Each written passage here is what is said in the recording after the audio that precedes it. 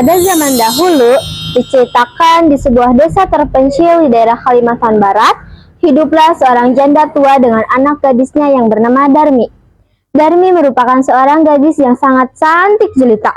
Namun sayang, Darmi memiliki sikap yang sangat buruk. Ia tak pernah mau keluar rumah dengan alasan takut matahari menggosongkan kulitnya dan debu-debu mengotori wajahnya. Ketika Darmi mempunyai permintaan, maka harus segera dituruti tanpa melihat ibunya yang miskin. Dan suatu hari, Darmi memanggil ibunya dengan nada yang amat keras. "Ibu!" Iya nak, ada apa? Ibu kan udah tahu, tiap aku bangun pagi itu kamar aku harus udah rapi. Terus juga ibu harus bikinin susu buat aku. Darmi, kamu kan sudah besar. Kamu harus bisa ngelakuin itu sendiri, Darmi. Iya tahu Bu, tapi kan aku sibuk.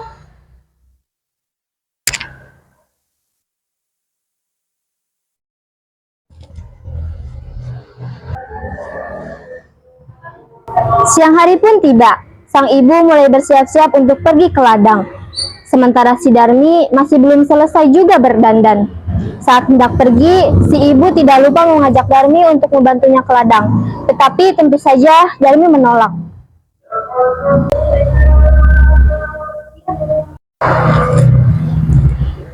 Nak, Darmi. Apa sih, Bu? Nah, ayo ikut ibu kerja di ladang. Ih, gak mau lah Bu, nanti kalau misalnya aku sama tangan aku kotor gimana? Nah, apa kamu tidak kasihan sama ibu? Ibu nggak lihat aku lagi ngapain? Ibu aja sana yang pergi ke ladang. Ya sudahlah, ibu saja yang pergi ke ladang.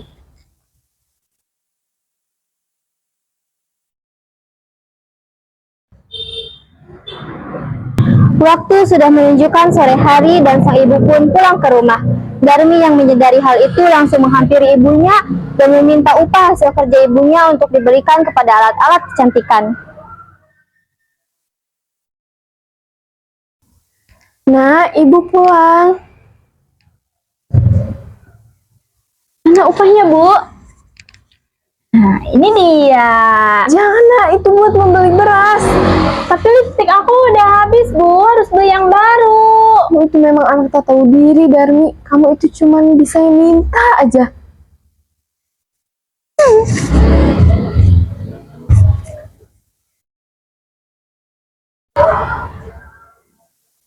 Meskipun marah, sang ibu tetap memberikan upah tersebut kepada Darmi. Dan pada suatu hari, saat ibunya hendak ke pasar, sang Darmi berpesan agar dibelikan sebuah alat kecantikan kepada ibunya. Tetapi ibunya tidak tahu alat kecantikan yang dimaksud Darmi itu apa. Alhasil, ibunya mengajak Darmi untuk pergi ke pasar. Bu, beliin alat kecantikan buat aku dong. Yang mana nak? Ibu kan udah tahu. Masa ibu nggak tahu sih? Ya sudah, kalau gitu temenin ibu ke pasar. Yuk, aku nggak mau ke pasar sama ibu. Memangnya kenapa nak? Kan ibu tidak tahu alat kecantikan apa yang kamu maksud. Yaudah deh, aku mau ikut ke pasar sama ibu. Tapi ada syaratnya. Syaratnya apa nak? Ibu harus jalan di belakang aku. Memangnya kenapa ibu harus jalan di belakang kamu nak? Ya ibu sadar diri dong Bu. Ibu tuh lihat muka ibu, udah keriput, bajunya kotor. Aku malu dong Bu dilihat sama orang kampung jalan sama ibu. Ya sudah, kalau memang itu maumu. Ya udah ayo.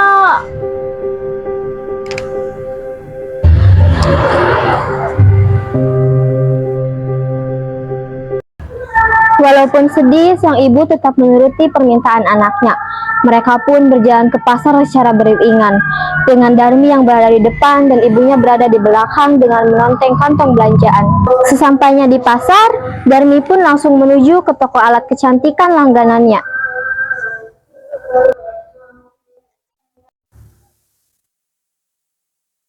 Ibu, aku mau beli. Oh iya, boleh. Silahkan dipilih. Di sini lengkap loh produknya. Semua ada.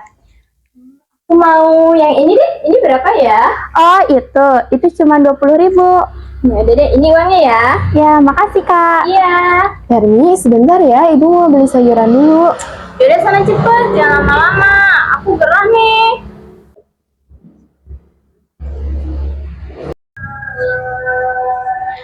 Setelah membeli semua kebutuhannya di pasar, Ibu dan Darmi pun segera pulang ke rumah. Tetapi di perjalanan, mereka bertemu dengan dua orang teman Darmi yang berada di kampung lain.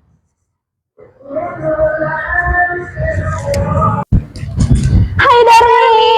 Hai. Lagi ngapain kamu nih di pasar begini? Aku habis beli alat kecantikan dong. Ngomong-ngomong, makin kesini kamu makin cantik aja deh. Darmi, kamu tahu nggak? Aku punya kenalan nih buat kamu. Tapi kamu mau nggak aku kenalin sama dia? Kalau gue sih boleh-boleh aja ya. BTW, itu siapa yang di belakangmu? Apa mungkin dia? Dia bukan ibu aku. Dia itu budak aku. Kamu yakin, Dar? Tapi kok mirip sih? Bukan, dia itu budak aku. Udah kamu sana deh. Hei, jangan begitu Darmi. Hargai orang itu meskipun dia budakmu. Ya udah, nanti kita ketemuan lagi ya. Dadah. Alangkah terlukanya hati sang ibu. Ia pun tak kuasa lagi menahan sakit hatinya. Ia berbisik dan meminta kepada Tuhan. Ia pun berdoa,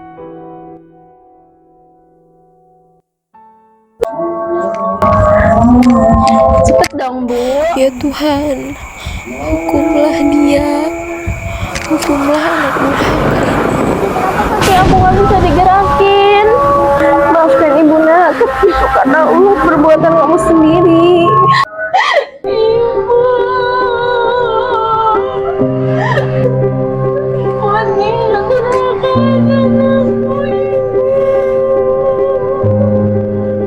Dari cerita rakyat Batu Menangis, kita dapat mengambil pelajaran berharga bahwa sebagai seorang anak, kita hendaknya selalu berbakti kepada kedua orang tua.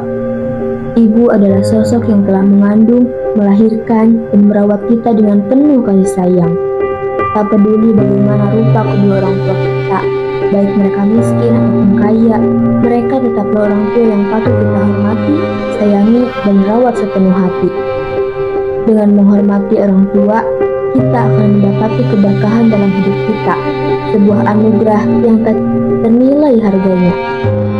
Oleh karena itu, marilah kita meneladani sikap baik dan penuh kasih sayang dari sang ibu dalam cerita tersebut, serta berusaha untuk menjadi anak yang berbakti dan selalu menghormati kedua orang tua kita.